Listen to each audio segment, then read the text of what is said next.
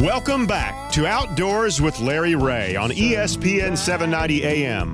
Brought to you proudly by Tennessee Wildlife Resource Agency, Barton Power Sports, Sportsman's Warehouse, and Best Care Home Services. Hey, welcome back to Outdoors with Larry Ray on this September the 9th as we talk outdoors for 90 minutes, what we say is the fastest 90 minutes in outdoor radio programming. As we go into our 17th year on the air, and this being the second Saturday, normally Bill Cooksey would be sitting in with us, but his wife had an accident and she's recovering, and Bill needs to stay home with her. But, of course, we have the man who can talk for both Bill and himself, and probably me, is our good friend Ron Wong. Good morning, everybody. It's a beautiful day in the neighborhood. It is, isn't it? And, you know, as soon as we can get out here this Saturday morning. You're going fishing. No. You got a ball game. No, I got to go to a ball game. Oh, there is ball game. It is football time. I forgot about that. You know, we've got an 11:30 kickoff this morning, and so I'll have plenty of time to get down there. Now, after it's over, there is fishing time. But, you know, got to eat, too. Yeah. And you know what? Our next guest that you've got. It's pretty interesting. I want to talk to this man. He's got some fine eating stuff. Yeah, well, the deer like it, too. But we're really, that's my main concern. All right, we're really happy to have on Outdoors with Larry Ray, a subject I've wanted to talk about many, many times. And thanks to some PR folks who keep up, and you know we reach out all over the United States and sometimes even out of the United States on Outdoors with Larry Ray. We've got Bob Wallace. Bob is right out of Gainesville, Florida, with Chestnut Hill Outdoors and Dustin Chestnuts. It's a hybrid chestnut that deer love, and I want to talk to you. Good morning, Bob. Good morning. How you doing? Hey, we're doing wonderful. First of all, tell us a little bit about your operation, how long you've been in business, and because this is really fascinating. You know, folks out there, we think of chestnut.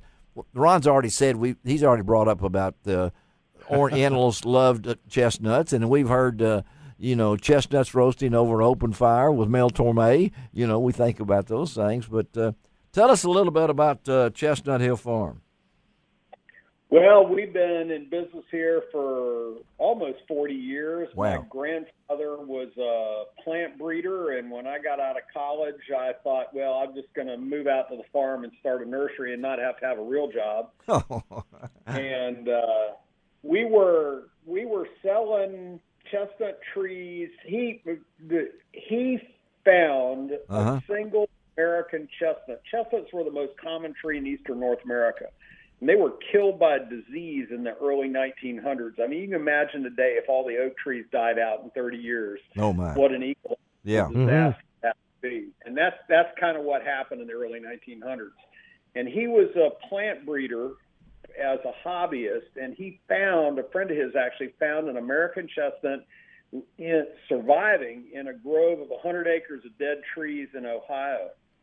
And he sent cuttings to my grandpa, and Grandpa grafted them on to Chinese chestnut. The blight came from China, and so Chinese chestnuts are resistant, but they don't have the nut and tree qualities of the American tree. That's right. So my grandfather grafted them some Chinese chestnuts, crossed them to the Chinese for the resistance, and then crossed them back to the American parent, and ended up with a hybrid that had both blight resistance and really good nut quality. So when I got out of college, the U.S. was importing millions of dollars every year for roasting on the open fire, but nobody was growing chestnuts as an orchard crop. That's right. And a number of years ago, I was talking at a trade show with a guy about deer repellent, because the biggest problem all the orchards were having is the deer were eating all their harvest. I mean, they were cleaning them out. Yeah, thoroughly. yeah. And this guy said, you need to sell to people who want deer. And growing up in Florida, I started out as a fisherman, so I didn't connect the dots, but he helped me. And so now we're selling trees all over the nation. It's probably the most popular wildlife tree that's been planted over the last 10 years. And they grow from Maine to Georgia, or actually even all the way down into North Florida. They grow west, as far west as eastern Texas and as far north as southern Michigan. And, wow. Wide range. They're easy to grow. Unlike an oak tree that take 10 to 20 years before you get your first acorn, chestnuts bear in 3 to 5 years. Yeah, that's pretty amazing. 3 to 5 years. Yeah, that's pretty amazing. And that enables you to get some pretty quick turnarounds in, right? So you're not waiting forever before you start getting deer in your planting. And one of the advantages of planting a food plot or a perennial food plot with trees is once you do the work and you take care of them for a couple of years, they're off and running, and you're not having to go back in and replow and refertilize and all that other stuff.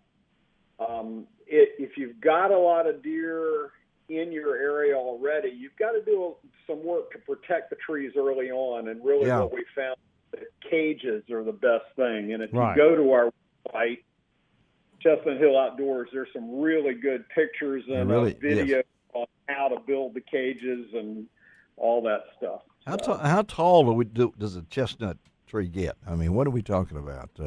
40. I got trees that are 50 feet tall that I planted 40 years ago, and they're 30 feet in diameter and spread. Golly. That will bear a lot of fruit too. That'll bear a whole lot of fruit. And again, we're talking to Bob Wallace, Chestnut Hill Outdoors, near Gainesville, Florida, and talk a little bit about the Dustin chestnut. This is we got hybrids, everything. I never thought I'd have a hybrid chestnut tree. So talk a little bit about it. So the tree it's easy to grow. It's chestnuts are a member of the oak tree family, but in their own. And the nuts start producing in 3 to 5 years. They grow. Our motto is our nuts are bigger. And so, that's great. Okay, move on, Bob. We got that. All right. They actually produce really large-sized nuts, and they'll weigh 30 or 35 per pound, which for a chestnut really is really big. That's huge. That's huge. Yeah, yeah. Like I said. I mean, you need to go, folks. You need to go to their website. It's chestnuthillsoutdoors.com. I went to it, got videos and everything, all the different trees. We're a tree lover in Memphis here. Of course, we got oak trees. We're a city of trees. Aren't we, Ron? I mean, there really a are. lot of greenery, a lot of trees here in the Memphis Mid-South area. And, Bob, one of the things I just noticed, these trees are very affordable, too. For all of our deer hunters that are around that have their own plots and everything. Yeah. I mean, I'm looking at your trees starting at $24.95. Wow. Well, that's the one. That's a 1-year tree. Yeah, we can ship that directly to you. Wow. We also sell through Walmart in the spring times and feed and seed stores like Rural King and Tyson's and a number of different feed and seed stores around the nation. We just shipped out a bunch of orders to Rural King's this fall, or you can order directly from the farm. We also grow larger trees that are already 3 or 4 years old, so you don't have to wait any time. You can plant the bigger ones, and we'll truck ship them to you, or you can come pick them up here at the farm. Wow. We also do a number of other types of trees for deer hunting, deer attracting, such as persimmons. I mean, I was going to make mention of persimmons. Yeah, persimmon. Yeah, I hunt a lot near persimmon. I've got a persimmon tree near my deer stand, one of my deer stands, and the persimmon has helped me. But I can imagine I've got a farm that I hunt on that would be perfect for one of these chestnuts. I'll tell you what, somebody ought to get some in here in this area, Larry. Yeah, and I think be able to really show what's going on, because, I would think that the deer would even prefer the chestnuts. Oh, They're easier to eat and there's not much to a wild persimmon. No, I think and Bob will agree that. How big is this farm we're talking about? Well, our farm, we've got about 300 acres. About 100 of it is in nursery production. So that's good. That's good enough. Yeah, got a 10-point here in my yard that I see pretty regularly, and where do you live again now, Bob? So, 10-point. That's an amazing thing. Well, Bob, we appreciate you talking to us. This is wonderful.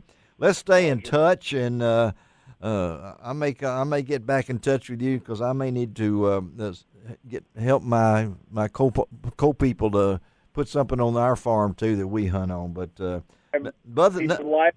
anytime you're in the area, come on by. We're right off I-75 on the northwest side of Gainesville. It's easy to get here, and call the 800 number on the website. The girls in the office are tremendous. They've got wonderful knowledge on how to help you grow and get trees established. And you've got lots of information on the website, and I love a website that is updated often. I go to some website and the tree's already grown by the time they've updated it again. But you guys have really got a nice website too. Bob, thank you. Good talking to you on Outdoors with Larry Ray, and we will stay in touch. Okay, buddy? All right, great. Thank you. Have a great one too. I hope everything works out for you. You know what I'm talking about. Okay. All right, we'll see you. All right, let's take a break on Outdoors with Larry Ray. Come back and talk to the one, the only William Dance. You can find